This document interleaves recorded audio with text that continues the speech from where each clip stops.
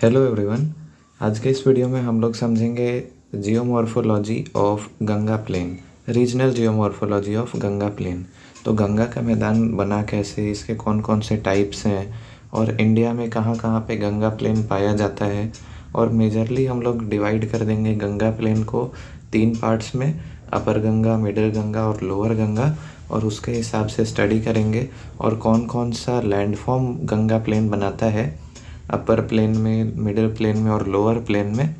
ये सब को आज के इस वीडियो में समझेंगे। तो चलिए स्टार्ट करते हैं। सबसे पहले जो गंगा प्लेन है वो भारत के विशाल मैदान का एक भाग है, ठीक है। और इसका निर्माण कैसे हुआ उसको हम लोग समझेंगे। इसका कुछ सब डिवीज़न है, जैसे कि सिंधु का मैदान, राजस्थान का मैदान, पंजाब हरियाणा का मैदान, और ये हम लोग का मेन टॉपिक गंगा का मैदान, जिसका हम लोग 3 पार्ट में डिवीज़न करेंगे, अपर गंगा, मिडिल गंगा और लोअर गंगा, और ब्रह्मपुत्रा का मैदान। ये भारत के विशाल मैदान का कुछ डिवीज़न है, उसी में एक डिवीज़न है गंगा का मैदान, ठीक है। अब इसका निर्माण कैसे हुआ तो इसको देखते हैं। उससे पहले देखते हैं कहाँ है भारत में गंगा प्लेन। तो ये पूरा भारत का जो फिजियोग्राफिक डिवीज़न है, इसमें ये पूरा रीजन जो है ये भारत का विशाल मैदान है। ये पूरा रीजन, इसी में गंगा का मैदान आता है, ठीक है। उसको हम लोग आगे देखेंगे। तो इसका निर्माण कैसे हुआ, ये एग्रीडेशन प्लेन है। एग्रीडेशनल प्लेन का मतलब होता है कि निम्न भूमि था, उसके ऊपर जमाव होते होते फिर इस तरह का मैदान बन गया। और इसके निर्माण के लिए काफ़ी सारे मत हैं। 2 मत महत्वपूर्ण हैं जिसको हम बताते हैं। गंगा का मैदान भ्रंश के कारण निचले भाग में जमाव से बना। मतलब ये पहला मत कहता है कि यहाँ पे भ्रंश का निर्माण हुआ था और उसमें जमाव हुआ, जिसके कारण गंगा का मैदान बना। ये पहला मत कहता है। दूसरा मत कहता है कि यह तब बना जब भारत यूरेशिया से टकराया और बीच में खाई बन गया टेथिस सागर के कारण, और हिमालय की नदियाँ दक्षिण की ओर से और प्रायद्वीप की नदियाँ उत्तर की ओर से जब आया, मतलब जब इंडो ऑस्ट्रेलियन प्लेट टकराया था यूरेशियन प्लेट से, तब यहाँ पे टेथिस सी था और उसमें हिमालय की नदी आके और प्रायद्वीपीय भारत की नदी आके मिली। तो यहाँ पे बहुत सारा सेडिमेंट्स डिपॉजिट कर दिया और उसी सेडिमेंट से यहाँ पे गंगा का मैदान बना। ये किसी किसी का मानना है, ठीक है। तो ये देखिए यहाँ पे हम लोग ये प्लेन्स का डिवीज़न कर सकते हैं। जैसे ये पंजाब का प्लेन है 1 वाला, 2 वाला अपर गंगा, ये मिडिल गंगा और ये लोअर गंगा, और ये ब्रह्मपुत्र का प्लेन है। इधर हम लोग को सिंध का प्लेन मिल जाएगा। तो ये भारत के प्लेन्स थे, उसमें ग्रेट प्लेन्स उसमें था। अब ये जो हमारा गंगा का विशाल मैदान है, इसका जो एरिया है वो 7.8 लाख वर्ग किलोमीटर है, यानी 7.8 लाख वर्ग किलोमीटर के एरिया में ये भारत का विशाल मैदान यहाँ से लेके यहाँ तक फैला हुआ है। जिसमें हम लोग अगर बात करें तो कहाँ पे कितना चौड़ाई है इसका, तो पश्चिम में इसका चौड़ाई 500 किलोमीटर तक है, प्रयागराज में 280 किलोमीटर तक है, राजमहल की पहाड़ी यानी झारखंड की तरफ 160 किलोमीटर है, बंगाल तरफ 460 किलोमीटर और असम की तरफ 60 से 80 किलोमीटर तक है। और इसका अगर औसत चौड़ाई निकाला जाए तो औसतन रूप में ये 150 से 300 किलोमीटर चौड़ी कहलाती है औसतन, ठीक है, एवरेज। उसके बाद ओल्डहैम नाम के एक जियोमॉर्फोलॉजिस्ट थे, उन्होंने बताया कि गंगा का मैदान जो है वो उसका सबसे गहरा भाग जो है, मतलब डिपोजिशन के कारण 5 किलोमीटर तक गहरा हो सकता है। जबकि अभी के टेक्नोलॉजी के हिसाब से अगर हम लोग GIS GPS का यूज़ करके देखें तो सबसे गहराई वाला भाग, मतलब जितना डिपोजिशन हुआ है उसको अगर देखा जाए तो 1.5 से 2 किलोमीटर तक डिपोजिशन सही में पाया भी गया है, ठीक है। ये देखिए, ये है गंगा के प्लेन्स का कुछ जियोमॉर्फोलॉजी, मतलब मेजर जियोमॉर्फोलॉजी यही है। गंगा का मैदान, यहाँ पे हिमालय है, हिमालय के नीचे थोड़ा थोड़ा बड़ा बड़ा पत्थर का टुकड़ा है जिसको भावर कहते हैं, और यही भावर जब थोड़ा महीन हो जाता है तब इसको तराई कहते हैं। और जो नदी लाती है ये नदी बह रही है बीच से। नदी का लाया हुआ पुराना जलोढ़ मृदा कहलाता है भांगर और नया जलोढ़ कहलाता है खादर। ठीक है, ये कुछ जियोमॉर्फोलॉजिकल लैंडफॉर्म था विशाल मैदान का। ठीक है, ये विशाल मैदान जो है ग्रेट प्लेन्स, उसका एवरेज हाइट है 200 मीटर और स्लोप ग्रेडियंट है 15 से 20 सेंटीमीटर पर किलोमीटर। मतलब हर किलोमीटर पे 15 से 20 सेंटीमीटर ही नीचे चलते जाती है। अब हम लोग मेन टॉपिक पे आते हैं अपना। जो गंगा प्लेन का 3 डिवीज़न था, उसमें पहला अपर गंगा प्लेन, इसको स्टडी करते हैं। तो अपर गंगा प्लेन कहाँ से कहाँ तक है, तो आप लोग इस फिगर में देख सकते हैं, ये अपर गंगा प्लेन। तो 2 वाला पार्ट जो है हमारा, ये पूरा अपर गंगा प्लेन में आता है। ठीक है, तो अब इसको समझते हैं। तो हमारे जो पूरा विशाल मैदान है 7.8 लाख वर्ग किलोमीटर का, उसमें गंगा का मैदान जो अपर गंगा, लोअर गंगा और मिडिल गंगा है, वो 3.75 लाख वर्ग किलोमीटर में फैला हुआ है, जिसमें अपर गंगा जो है वो 1.49 स्क्वायर किलोमीटर में फैला हुआ है। ठीक है, और अपर गंगा के बारे में बात करें तो इसकी लंबाई 550 किलोमीटर है, चौड़ाई 380 किलोमीटर है और इसका एवरेज एलिवेशन या ऊंचाई 100 से 300 मीटर तक है। और यहाँ पे हम लोग को स्लोप ग्रेडियंट सबसे ज़्यादा मिलता है 25 सेंटीमीटर पर किलोमीटर तक। और जैसे जैसे हम लोग नीचे जाते जाएंगे, यानी मिडिल गंगा, लोअर गंगा की तरफ, तो स्लोप ग्रेडियंट कम होते जाएगा। और शिवालिक के पास तो इसका जो स्लोप ग्रेडियंट है वो 100 सेंटीमीटर पर किलोमीटर पे भी गया हुआ है। इसका लैटिट्यूड लॉन्गिट्यूड भी यहाँ दिया हुआ है, उतना ज़रूरी नहीं है, बस आप लोग देख लीजिए लैटिट्यूड लॉन्गिट्यूड। तो लैटिट्यूड है इसका 25 डिग्री 15 मिनट नॉर्थ से 30 डिग्री 17 मिनट नॉर्थ, और लॉन्गिट्यूड है इसका 73 डिग्री 3 मिनट ईस्ट से 82 डिग्री 21 मिनट ईस्ट तक।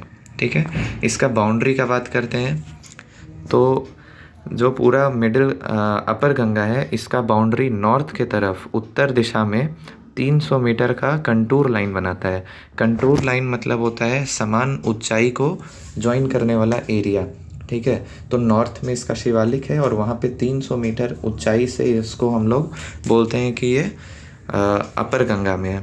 फिर साइड वेस्ट में इसका यमुना नदी है और ईस्ट में 2 मत है लोगों का। पहला मत है कि 100 मीटर का कंटूर लाइन से बॉर्डर होता है और दूसरा बोलता है कि 100 सेंटीमीटर का रेनफॉल यानी आइसो हाइट के आधार पे यहाँ पे बांट दिया गया है। तो ये है हम लोग का अपर गंगा। ठीक है, और साउथ में तो इसका बुंदेलखंड का पहाड़ी है, तो ये अपर गंगा का पार्ट हो गया। इसके बाद आता है मिडिल गंगा।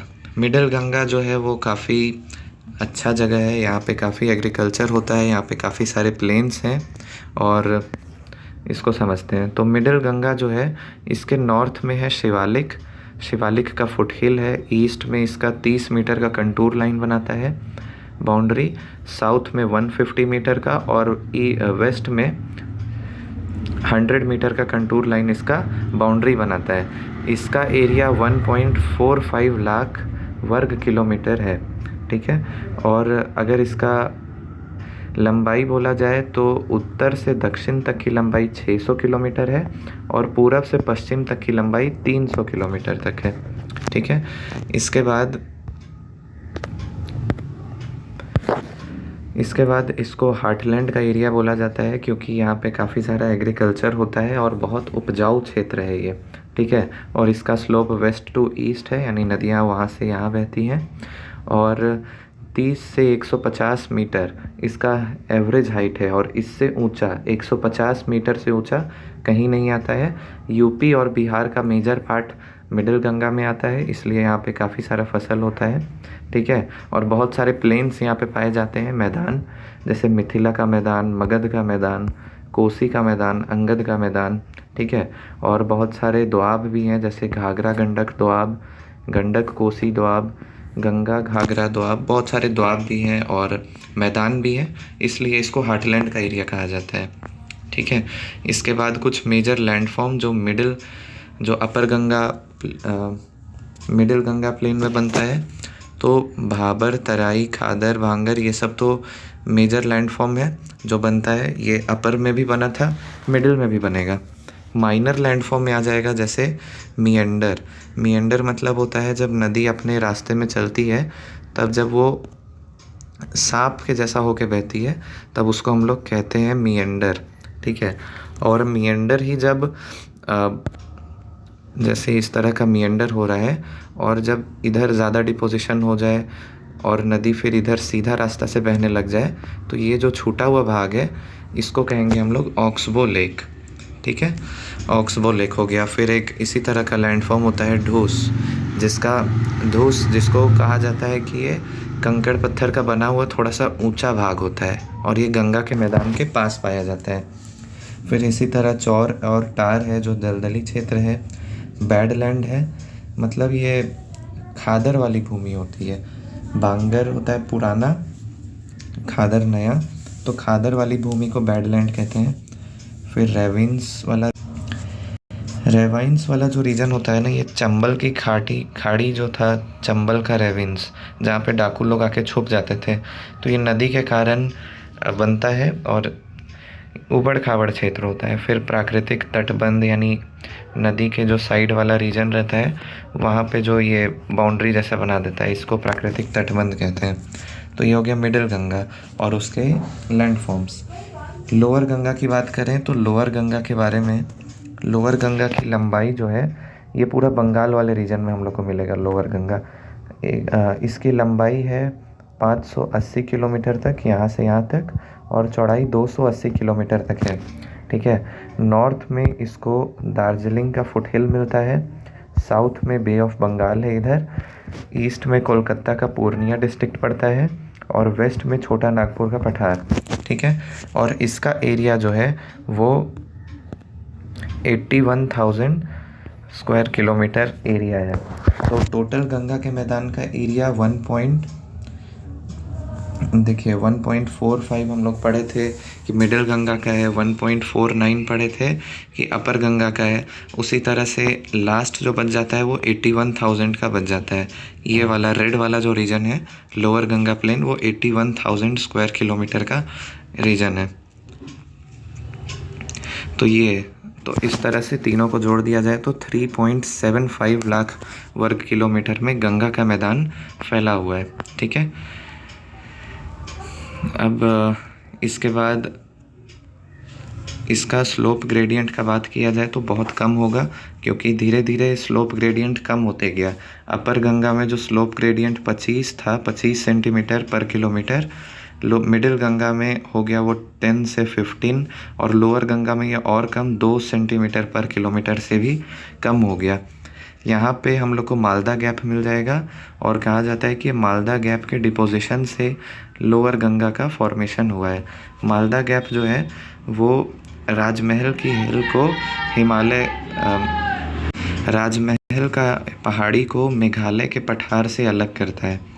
ये देखिए यहाँ पे दिख जाएगा, जैसे ये मेघालय का पठार है, मेघालय का पठार, और यहाँ पे आ जाएगा राजमहल का, तो इसके बीच वाले रीजन में हम लोग को मिलता है ये रीजन। तो यहाँ पे मालदा गैप इसको कहा जाता है, और उसी के बीच में डिपोजिशन से ये बना था लोअर गंगा प्लेन। ठीक है। अब लोअर गंगा प्लेन का कुछ लैंडफॉर्म्स को देखते हैं। तो मेजर लैंडफॉर्म तो वही भाबर, खादर, तराई, बांगर, खादर, ये सब रहेगा जो नॉर्मल रहता है। माइनर लैंडफॉर्म में यहाँ पे क्योंकि स्लोप बहुत कम है तो डेल्टा का फॉर्मेशन होगा, स्वैम्प एंड मार्शेस का फॉर्मेशन होगा। स्वैम्प और मार्शेस मतलब दलदली क्षेत्र होता है। नेचुरल लीव्स मतलब प्राकृतिक तटबंध बनाएगा नदियाँ अपने किनारे। फिर बैरिंड लैंड बनाएगा, मतलब लहरदार करके रहेगा थोड़ा सा, और लाल और पीली मिट्टी जैसा लगेगा। फिर डेल्टा के ऊपरी भाग को चार्स कहते हैं, और बिल्स होता है जो दलदली भाग रहता है वो। ठीक है। अब डेल्टा जो बात की है तो भारत में या फिर पूरे वर्ल्ड में देखा जाए तो डेल्टा के बहुत सारे टाइप्स होते हैं। तो गंगा ब्रह्मपुत्र डेल्टा जो है वो बनाता है आर्कुएट डेल्टा, यानी कि फैन शेप का डेल्टा ये बनाता है। ठीक है। चाहे वो गंगा ब्रह्मपुत्र हो या नील नदी हो, सब आर्कुएट डेल्टा बनाता है। और दुनिया में लगभग जितने भी डेल्टा बनते हैं वो सब मैक्सिमम आर्कुएट शेप के ही होते हैं। कुछ कुछ अलग शेप के भी होते हैं, कोई बर्ड फुट होता है, कोई ट्रंकुएट होता है, लेकिन मैक्सिमम आर्कुएट टाइप के ही डेल्टा बनते हैं। ठीक है। अब सुंदरबन और नील इसका बेस्ट एग्जाम्पल है। इसको चापाकार या फैन शेप्ड बोलते हैं। तो देखते हैं कैसा दिखता है ये। तो ये देखिए, ये है आर्कुएट टाइप ऑफ डेल्टा। इसको धनुष के आकार का भी बोला जाता है और ये फैलते जाता है अपने इधर कोस्ट में, फैलते जाता है। यहाँ से नदी आया, डिपॉजिट करते गया और फिर ये धनुष के आकार में इधर इधर फैलते चल जाएगा। इसको कहेंगे हम लोग आर्कुएट डेल्टा। और टाइप्स होता है जिसको बर्ड फुट डेल्टा कहते हैं।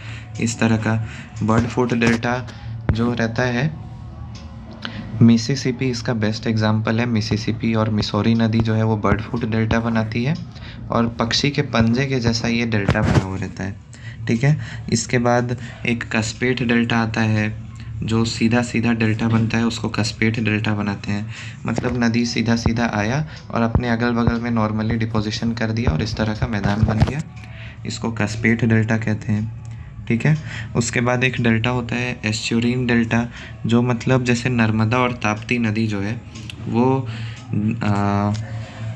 डेल्टा बनाती है, लेकिन वो एस्चुरी टाइप के डेल्टा बनाती है, मतलब थोड़ा थोड़ा कहीं कहीं पे डिपोजिशन रहेगा। फिर एक डेल्टा होता है जिसको कहते हैं ट्रंकुएट डेल्टा। ट्रंकुएट डेल्टा का मतलब होता है कि वो कभी डेल्टा जैसा बनता है, कभी ख़राब हो जाता है, मतलब बनता और बिगड़ते रहता है। फिर एक एबंडेंट डेल्टा रहता है। एबंडेंट डेल्टा का टाइप है जिसमें डेल्टा जो है वो फॉर्म होता है, लेकिन नदी कभी अपना रूट बदल लेता है या फिर नदी पीछे चल जाता है तो पुराना वाला डेल्टा गायब हो जाता है, या फिर पुराना डेल्टा इधर बन गया, फिर नदी आगे बढ़ा तो फिर इधर बन गया। इसका बेस्ट एग्जाम्पल है वांगहो नदी। ठीक है। वो पीछे हटते रहता है तो उसका डेल्टा का शेप भी चेंज होते रहता है, तो वो एबंडेंट डेल्टा हो गया। तो ये 3-4 टाइप्स थे डेल्टा के, जिसमें इंडिया वाला जो डेल्टा है वो कस्पेट, ये आर्कुएट टाइप का डेल्टा है, यानी कि फैन शेप्ड डेल्टा। ठीक है। तो ये था आज का वीडियो जिसमें हम लोगों ने गंगा प्लेन के जियोमॉर्फोलॉजी को जाना।